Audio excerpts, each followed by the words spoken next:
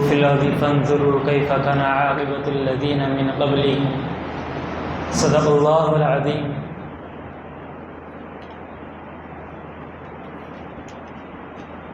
یہ عنوان ہے علم جغرافیہ۔ اس میں عالمی سطح پر بحث کی جاتی ہے، ہر چیز پر بحث کی جاتی ہے، زمین کی شکل، اس کی آب و ہوا، سمندرات اور سورج، چاند وغیرہ ساری چیزوں سے بحث کی جاتی ہے۔ اس کے سلسلے میں اس کا تعارف، اس کی تعریف، اس کی اہمیت، غرض و غایت، یہ ساری چیزیں آپ کے سامنے آئے گی۔ جغرافیہ اس کی تعریف ہے، لغوی اعتبار سے یہ جغرافیہ یونانی لفظ ہے، دو لفظوں کا مرکب ہے، جیو اور گرافی۔ جیو کے معنی ہیں زمین اور گرافی کے معنی ہیں نقوش، لکیریں وغیرہ۔ تو جغرافیہ زمین کے حوالے سے لکھنا، تشریح کرنا۔ اصطلاحی تعریف ایسا علم جس میں کرۂ ارض کی سطح کا مطالعہ کیا جائے، زمین کیسی ہے، کتنی چوڑی ہے۔ دوسری بات، ایسا علم جس میں انسان اور اس کے ماحول کے درمیان باہمی تعلق کا مطالعہ کیا جاتا ہے۔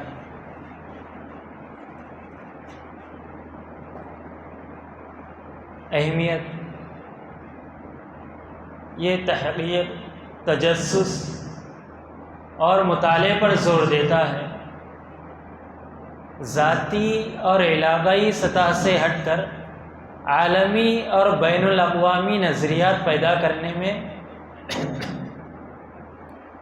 بہت اہم کردار ادا کرتا ہے کہ انسان اپنے علاقے سے نکل کر عالمی طور پر سوچنے پر مجبور ہو جاتا ہے کہ اللہ تعالیٰ نے اس زمین کو کیسے بنایا ہے، زمین کیسی ہے، پہاڑ کیسے ہیں، سورج گرہن، چاند گرہن، چاند 6 مہینے کہاں پر نکلتا ہے، 6 مہینے دن کہاں پر ہے، 6 مہینے رات کہاں پر ہے، یہ ساری چیزیں اور سارے عالم میں پھرنے کی فکریں پیدا ہوتی ہیں۔ غرض و غایت کیا ہے؟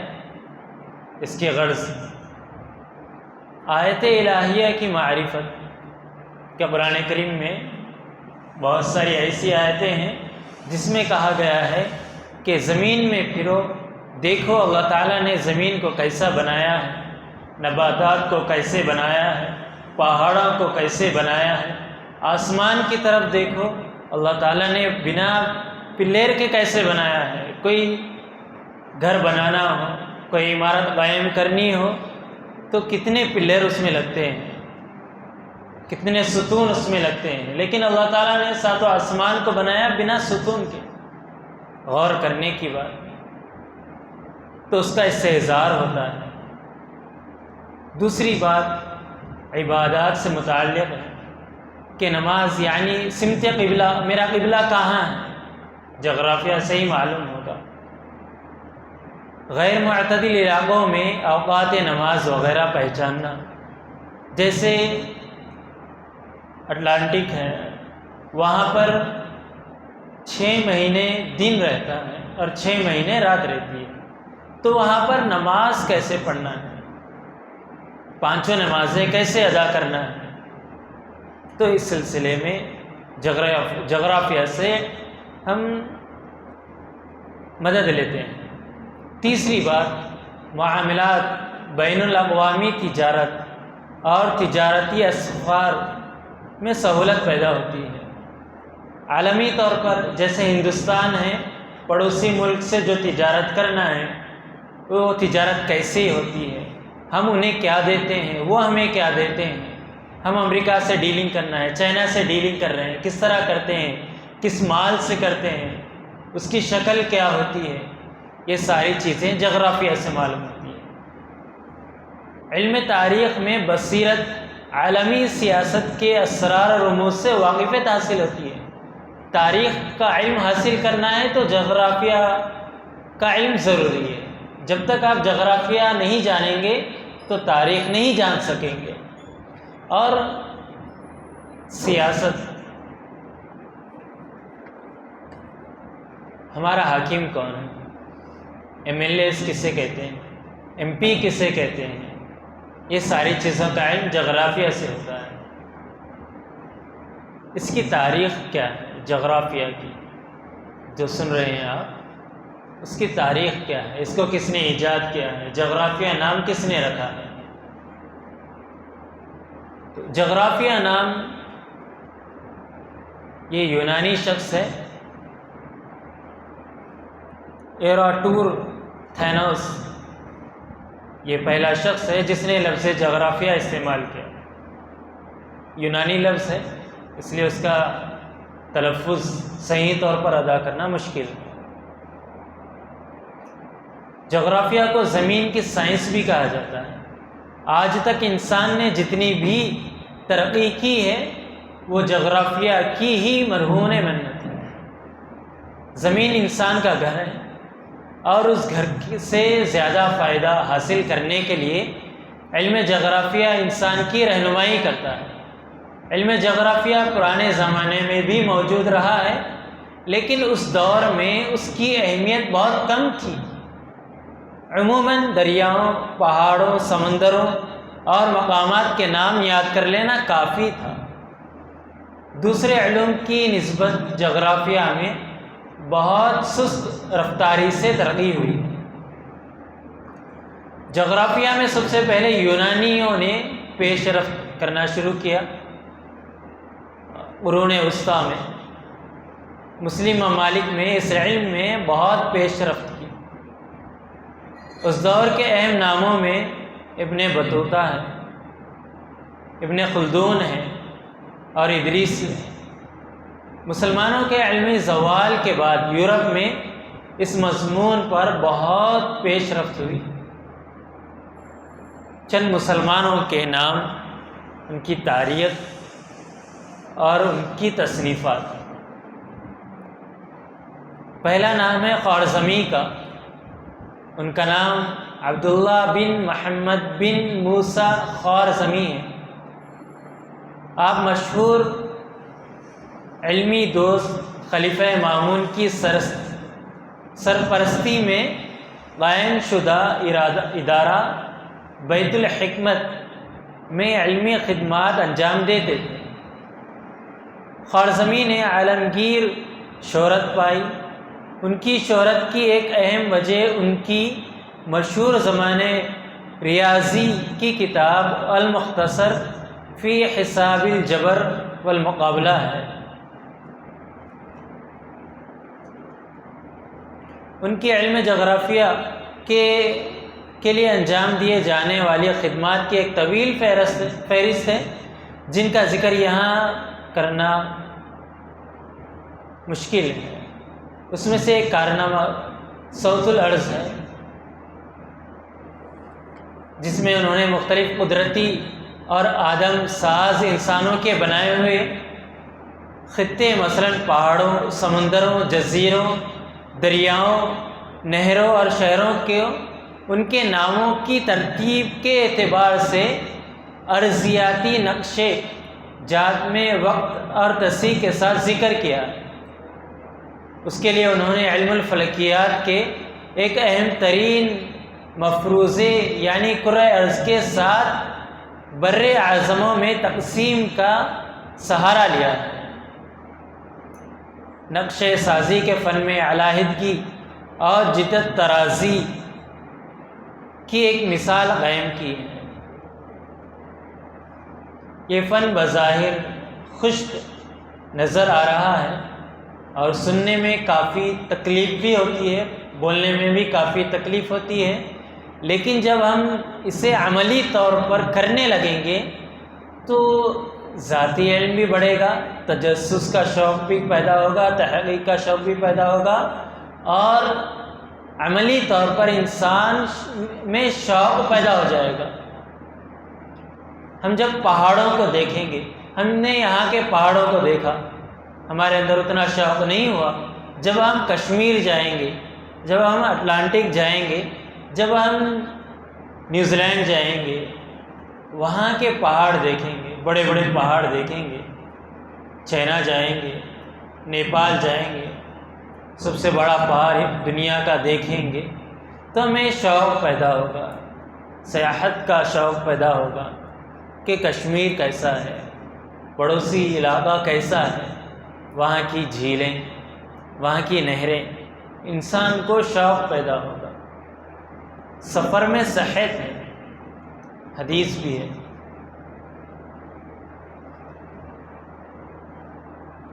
تو ہمارے اکابرین نے اس میں بہت محنت کی۔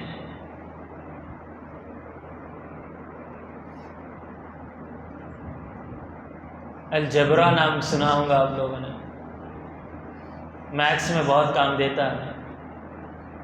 تو یہی شخص ہے خوارزمی، انہوں نے اس کو ایجاد کیا تھا۔ آج سارا عالم اس کو پڑھاتا ہے اور اس سے فائدہ حاصل کرتا ہے۔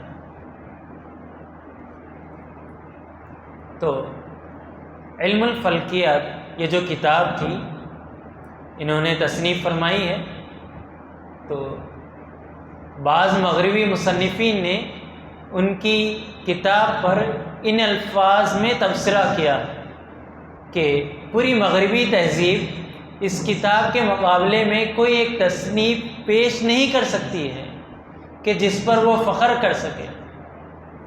سارا یورپ مل کر کوئی ایسی کتاب تصنیف نہیں کر سکتی کہ جس پر وہ فخر کر سکے۔ انہوں نے ایسی کتاب لکھی ہے، تصنیف فرمائی ہے، علم الفلکیات۔ دوسرا نام ہے یعقوبی، ان کا نام مکمل احمد بن وہب یعقوبی اور کنیت ابو العباس تھی۔ ان کی پیدائش بغداد میں ہوئی اور 290 میں وفات پائی۔ وہ اپنی جوانی کی ابتدائی زمانے میں ہی سے سیر و تفریح اور سفر کے شوقین تھے۔ ان کو شہروں کے احوال، ان کو ملانے والے راستے، ان کے درمیان میں جو مسافت ہے وہ کتنی ہے، کتنے فاصلے پر ہے، کیسا سفر ہے، اور جو مراحل ان میں پیش آتے ہیں ان کو لکھنا ان کو بہت شوق تھا، اس کا جنون تھا۔ ان کی کتاب البلدان کے مخطوطے کا شمار ہمارے زمانے میں پائے جانے والے اہم ترین جغرافیائی مخطوطات میں سے ہوتا ہے۔ ان کا انداز، جو تحریر انہوں نے فرمائی ہے، بہت آسان ہے، بہت سہل ہے، جس سے سارے لوگوں نے فائدہ حاصل کیا ہے۔ انہوں نے زمین کو جہات اصلیہ یعنی اربعہ، یعنی مشرق، مغرب، شمال اور جنوب کے اعتبار سے کیا۔ بر اعظموں کو سلطنتوں اور ملکوں میں تقسیم کے اعتبار سے یعقوبی کو علم جغرافیہ کا مجدد سمجھا جاتا ہے۔ چاروں حصوں میں انہوں نے تقسیم کیا ہے، اسی لیے انہوں نے ان کو مجدد کہتے ہیں اس علم میں۔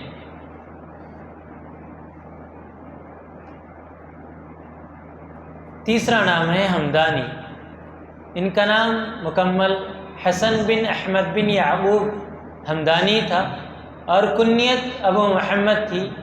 یہ یمنی تھے، یمن میں پیدا ہوئے اور وہیں پرورش فرمائی۔ یمن کے شہر صنعاء میں 280 ہجری میں ولادت ہوئی اور 334 میں وفات پائی۔ وہ علم تاریخ کے بحر پیکر تھے، جغرافیہ اور فلکیات سے بڑی اعلیٰ درجے کی واقفیت تھی۔ ان کا شمار بر اعظمی جغرافیہ پر قلم اٹھانے والے اہم ترین مصنفین کے طور پر ہوتا ہے۔ ان کی کتاب صنعت جزیرۃ العرب اپنی نوعیت کی انوکھی کتاب ہے۔ ہمدانی نے اپنی اس کتاب کی ابتدا بطور تمہید یا ضیائی جغرافیہ سے کی۔ طول البلد کے خطوط اور عرض البلد کے دائروں کے تعین کے مختلف طریقوں کو تفصیل سے بیان کیا ہے، اور بطلیموس کی پیروی کرتے ہوئے زمین کو 7 بر اعظموں میں تقسیم کیا، اور آخر میں کتاب کے بنیادی موضوع یعنی جزیرۃ العرب کی ارضیاتی تقسیم کو بیان کرتے ہوئے زمین عرب کو نجد، تہامہ، حجاز، عروض اور صیحن 5 مناطق میں تقسیم کیا، اور ہر ایک کی تفصیل بیان کی۔ اور البیرونی ان کا نام چوتھے شخص ہیں،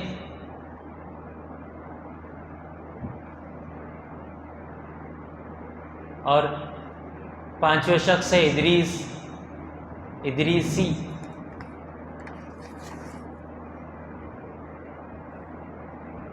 چھٹے شخص ہے ابن ماجد۔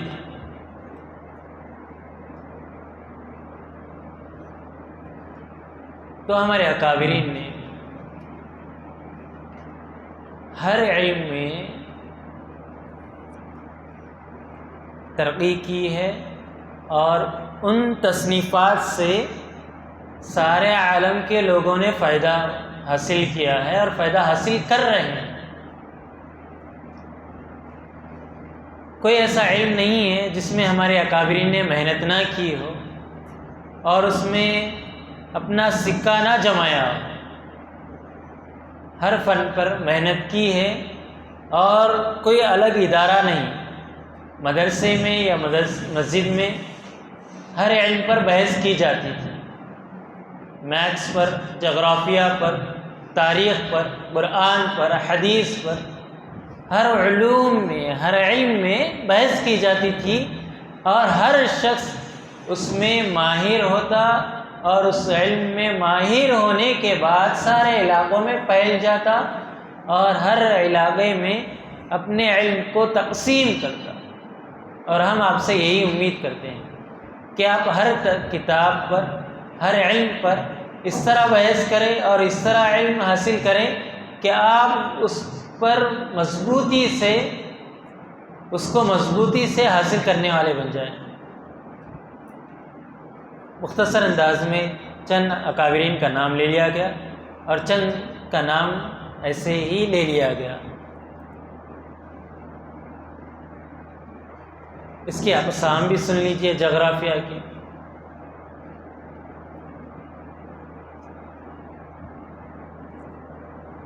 جغرافیہ کی جدید تعریف اس طرح ہے: جغرافیہ ایک جامع علم ہے جو زمین کے نقوش، ان کی تقسیم، ان پر انسانی کارکردگی کے اثرات اور انسانی ماحول کی اہم آہنگی پر بحث کرتا ہے۔ اس تعریف کا جائزہ لیں تو 2 چیزیں نمایاں نظر آتی ہیں: ایک زمین اور دوسرا انسان، ان کا آپس میں گہرا تعلق ہے۔ اس نقطۂ نظر سے جغرافیہ کی 2 اہم شاخیں بنتی ہیں: ایک ہے جغرافیہ کی شاخیں طبعی، اور دوسری ہے جغرافیہ انسانی۔ جغرافیہ طبعی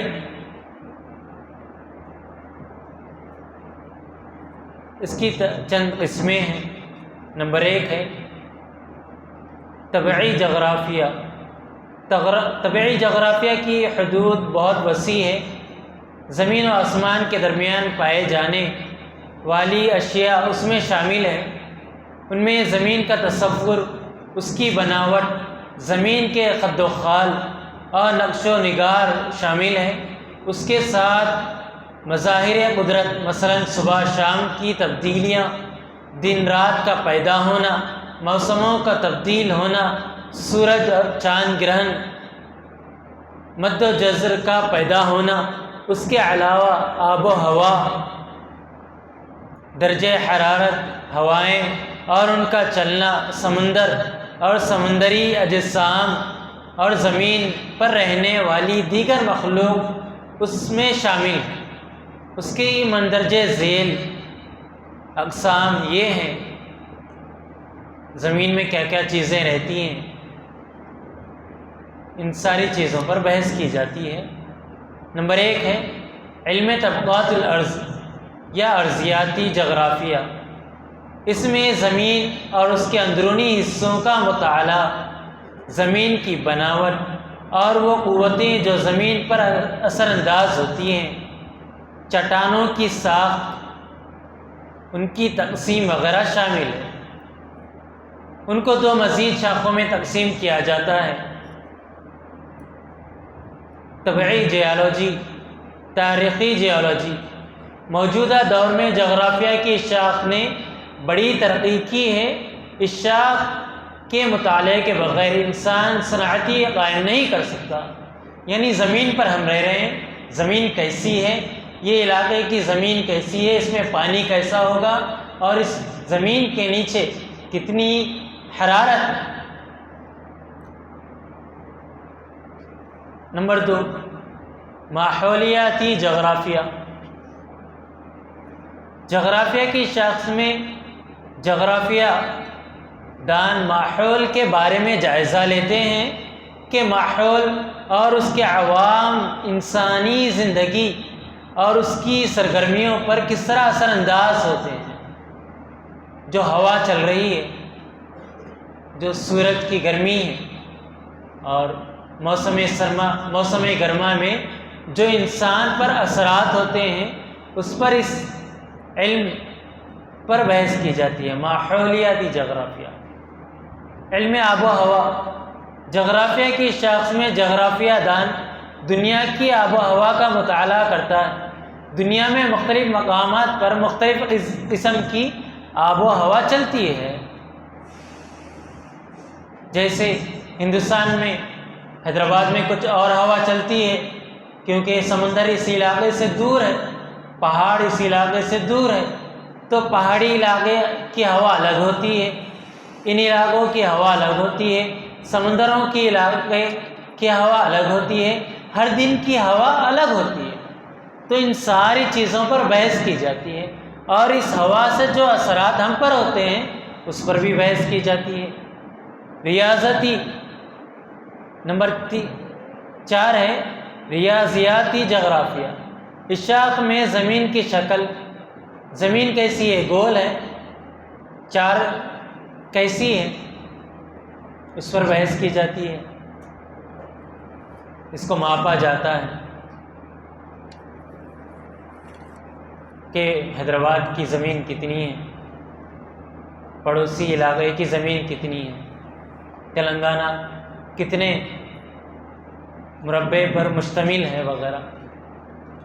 نمبر 5 ہے شکلی جغرافیہ۔ جغرافیہ کی یہ شاخ سطح زمین پر مختلف قدرتی نقوش کی بناوٹ اور ان سے متعلقہ تبدیلیوں کی وضاحت کرتی ہے۔ مثلا پہاڑوں، ساحلوں، سمندروں اور جھیلوں کا مختلف عوامل کی وجہ سے پیدا ہونا اور مٹ جانا اور اس میں دھاتوں اور چٹانوں کے تعلق کا جائزہ لیا جاتا ہے۔ نمبر 6 ہے مائیات۔ اس شاخ میں ندیوں، جھیلوں، کنووں وغیرہ کے پانی کا جائزہ لیا جاتا ہے کہ اس کنویں میں، بعض کنویں میں پانی میٹھا ہوتا ہے، بعض علاقوں میں پانی کھارا ہوتا ہے، تو کہاں کا پانی کتنا کھارا ہے اور کہاں کا پانی کتنا میٹھا ہے، اور کہاں پر کیوں کھارا ہوتا ہے، کیوں میٹھا ہوتا ہے، اس پر بحث کی جاتی ہے۔ نمبر 7 ہے موسمیاتی جغرافیہ۔ موسمیاتی جغرافیہ میں کرۂ ہوا کی مختلف کیفیت کا مطالعہ کیا جاتا ہے۔ اس میں سورج کی حرارت، ہوا کا دباؤ، بارش، برف، شبنم اور دیگر موسمیاتی عناصر کو مد نظر رکھا جاتا ہے۔ موسم کا انسانی زندگی سے گہرا تعلق ہے، اس لیے اس کی بڑی اہمیت ہوتی ہے۔ بحری جغرافیہ۔ نمبر 8، جغرافیہ کی شاخص میں ہم سمندروں کا مطالعہ کرتے ہیں۔ سمندر سے متعلق پانی کی حرارت، اس کا درجہ حرارت، پانی کی گہرائی، بحری فرش اور سمندر کے حیوانات نباتات کا جائزہ اس میں شامل ہوتا ہے کہ سمندر میں کتنی مچھلیاں ہوتی ہیں وغیرہ، اس میں کون سے جھاڑ لگتے ہیں، ساری چیزوں سے بحث کی جاتی ہے۔ سمندر سے متعلق جتنے چیزیں ہیں ان ساری چیزوں سے اس شاخ میں بحث کی جاتی ہے۔ نمبر 9 ہے فلکیاتی جغرافیہ۔ جغرافیہ کی شاخ کا تعلق اجرام فلکی ہے اور خلا سے بحث کی جاتی ہے۔ اس میں دن رات کا پیدا ہونا اور موسموں کی تبدیلی شامل ہے۔ اس کے علاوہ سورج، سیاروں اور ستاروں کا بیان بھی شامل ہے۔ اس علم کے بدولت ہی انسان نے جولائی 1969 میں چاند کو فتح کیا۔ اس طرح کائنات کی تسخیر کا کام تیز ہوا کہ چاند میں انسان گئے، یہاں سے دنیا سے نکل کر دوسرے مقامات پر انسان جا رہے ہیں، تو جانے میں کیا کیا چیزیں پیش آتی ہیں، کن کن مراحل سے ہمیں گزرنا پڑتا ہے، ان ساری چیزوں سے اس میں بحث کی جاتی ہے۔ نمبر 10 ہے اکتشافی جغرافیہ۔ اس شاخ میں دنیا کے مختلف جزائر اور بر اعظموں کی دریافت اور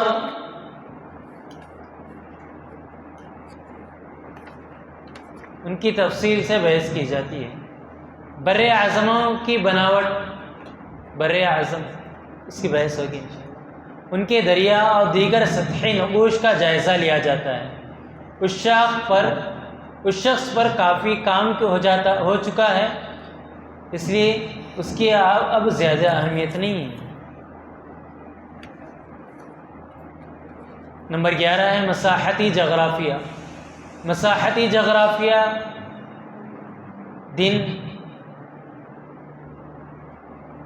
زمین کی سطح کی پیمائش اور اس کے نقشے بناتے ہیں۔ ان نقشوں میں پہاڑوں کی اونچائی، سمندروں کی گہرائی، وادیوں کی بناوٹ اور شہروں کا محل وقوع شامل ہیں۔ نمبر 11 حیاتیاتی جغرافیہ۔ حیوانات، حشرات الارض کا مطالعہ اس شاخ کے تحت کیا جاتا ہے۔ اس میں حیاتیات کی تقسیم بھی شامل کی جاتی ہے۔ حیوانات سے انسان بہت سے فوائد حاصل کرتا ہے، اس لیے اس شاخ کی کافی اہمیت ہے۔ نمبر 13 نباتاتی جغرافیہ۔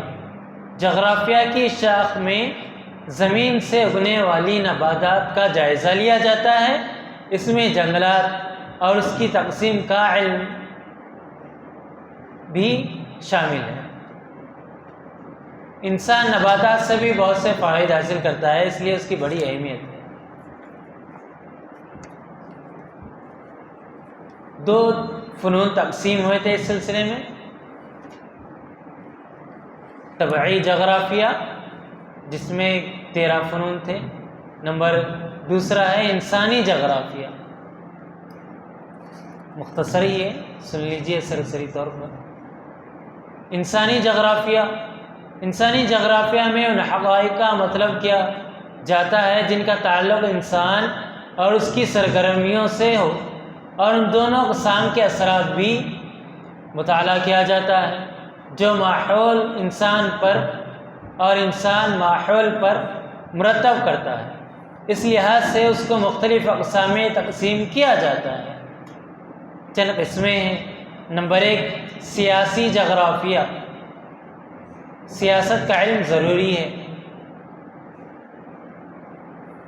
جیسے بتایا گیا ایم ایل اے کسے کہتے ہیں، ایم پی کسے کہتے ہیں، پی ایم کسے کہتے ہیں، سی ایم کسے کہتے ہیں، ان ساری چیزوں سے بحث کی جاتی ہے، اور ایم ایل اے کیسے بنتا ہے، ایم پی کیسے بنتا ہے، سی ایم کیسے بنتا ہے، یہ ساری چیزیں۔ نمبر 2 ہے تاریخی جغرافیہ۔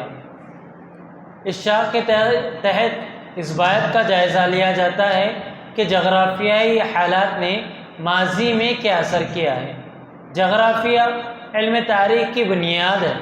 جغرافیہ کے علم کے بغیر تاریخ کو سمجھنا کافی مشکل ہے، کیونکہ جغرافیائی عناصر کسی ملک کی تاریخ کی تشکیل میں اہم کردار ادا کرتا ہے۔ نمبر 3، اقتصادی جغرافیہ۔ جغرافیہ اور معاشیات کا آپس میں گہرا تعلق ہے۔ جغرافیائی ماحول کسی ملک کی معاشی زندگی پر گہرا اثر ڈالتا ہے۔ کسی ملک کے جغرافیائی وسائل سے اس ملک کی اقتصادی ترقی کا اندازہ لگاتا ہے۔ مثلا جن ممالک میں معدنیات زیادہ ہوتی ہیں ان میں صنعتی ترقی زیادہ ہوتی ہے۔